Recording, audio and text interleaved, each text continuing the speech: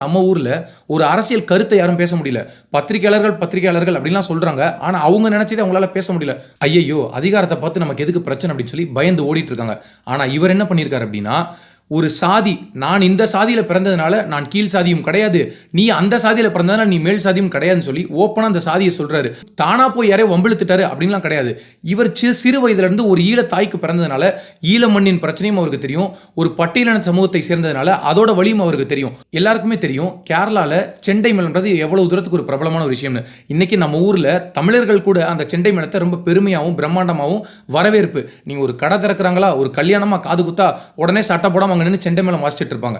அந்த செண்டை மேளமெல்லாம் இருக்கக்கூடிய இந்த நகர்வுல பறை இசையை தன்னோட இசை நிகழ்ச்சி, எல்லா இசை நிகழ்ச்சியிலுமே அவர் வெகுஜன மக்களுக்கு கொண்டு போய் சேர்த்துட்டு இருக்காரு. முன்னாடி இவர் பாடுறதுக்கு முன்னாடியே பறை இசையை அடிக்க வச்சு ஒட்டுமொத்த மக்களையும் ஆர்ப்பரிக்க செய்து அதுக்கப்புறம் இவரும் ஆடிட்டு அவங்கள அந்த ஒரு வைபுக்குள்ள கொண்டு போனதுக்கு அப்புறம் தான் தன்னோட கருத்தான பாடல்களை இவர் கொண்டு போறாரு.